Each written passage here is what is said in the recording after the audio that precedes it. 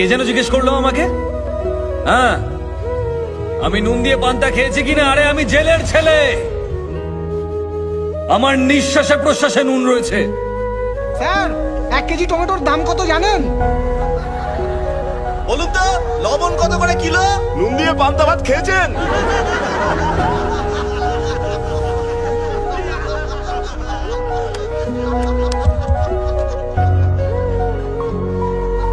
আজ আপনাদের কথা শুনে খুব লজ্জাই করছে আমার। সত্যি কথা বলতে 1 কিলো টমেটোর দাম আমি জানি না। টমেটোর দাম জানে না, নেতা হতে এসেছেন? এই স্যারকে টমেটোটা চিনিয়ে দে না। স্যার, একবার এই টমেটোটা দেখে নিন। আরে এই এই এই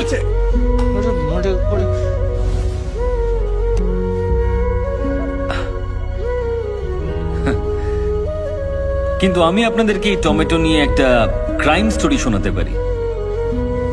বিশ্বের মাত্র 7টা দেশে টমেটো চাষ হলেও সব দেশেই টমেটো সস খাওয়া হয়। আমাদের দেশে চাষ করা টমেটোর ডিমান্ড সারা বিশ্ব জুড়ে রয়েছে। কিন্তু আরো একটা রহস্য আছে, যারা এখানে টমেটো চাষ করেন তারা খুব তাড়াতাড়ি মারা যান। কেন মারা যান? কারণ এখানে টমেটো যে পরিমাণে চাষ হয় আর তার যা দাম পাওয়া যায়, তার মধ্যে আকাশ পাতাল তফাৎ অন্যান্য দেশের তুলনায়। ধরুন এখানে এই টমেটো বিক্রি করে আর এই টমেটো বিক্রি করে একই দামে। প্রচুর চাহিদা থাকলেও আমি টমেটো কিনছি শুধু ওর কাছ থেকে, আর বাকি লোকজনদেরকে আমি বলছি যে ওর কাছ থেকে টমেটো কিনবেন না। আর টমেটো কতদিন ভালো থাকে? মাত্র 2 দিন। আমি কিন্তু জানি না কার টমেটো আগে নষ্ট হবে, কিন্তু দুজন বিক্রেতাই সবসময় ভয়ে থাকবে। তখন আমি সেই সস কোম্পানিকে সমস্ত টমেটো বিক্রি করে দেব প্রচুর পরিমাণ লাভ রেখে, যেটা আমি কম দামে কিনেছিলাম। আমি শুধু এর কাছ থেকেই কম দামে কিনে নিলাম, আর অন্য টমেটো বিক্রেতার সমস্ত টমেটো নষ্ট হয়ে গেল। পৃথিবীর সমস্ত দেশে লোকজন টমেটো সস দিয়ে খাবার আনন্দ করে খান, কিন্তু আমার দেশের টমেটো বিক্রেতা না খেতে পেয়ে মারা যান।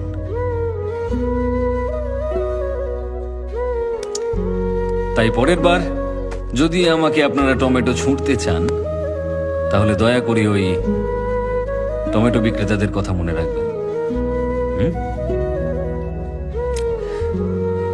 কি হলো? আপনারা সবাই চুপ কেন?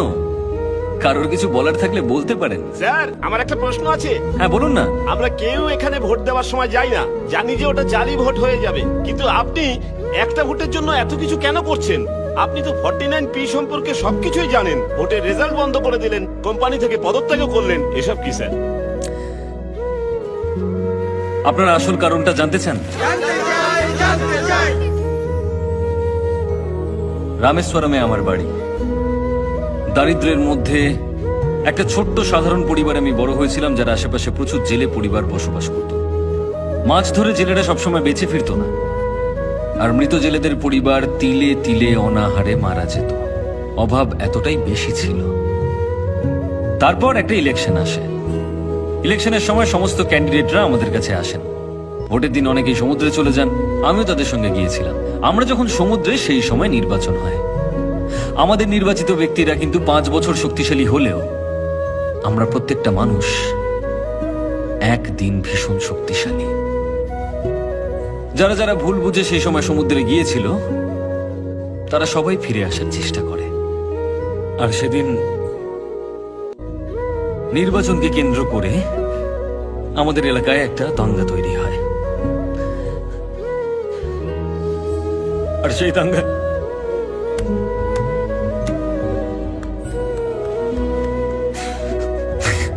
দাঙ্গায় আমার বাবার সঙ্গে 13 জন মানুষ মারা যায়। আর যারা মারা যায়নি তাদের সকলকে আহত করার চেষ্টা করা হয়েছিল, যাতে তারা উঠে দাঁড়াতে না পারে।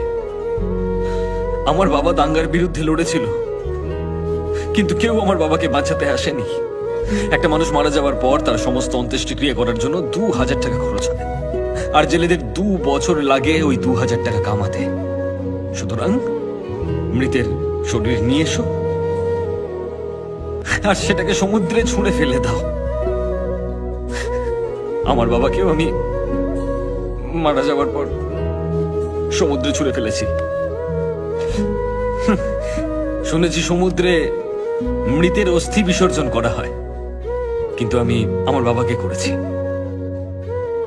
যে নির্বাচনে জিতেছিল সে কিন্তু কিচ্ছু করেনি। জেলেদেরকে বাঁচানোর জন্য আমার মা সংগঠন তৈরি করেন, জেলের বাচ্চাদেরকে পড়ানোর জন্য স্কুল তৈরি করেন, সবকিছু তৈরি করেন। অনেক বাচ্চাদেরকে শিক্ষিত করেছেন আমার মা, অনেককে। সেদিন দেশের সমস্ত নিউজ চ্যানেল থেকে ইন্টারভিউ নিতে এসেছিল আমার। আমি যে দেশেই থাকি না কেন, যেভাবেই থাকি না কেন, আমি ফিরে আসি নির্বাচনের দিন।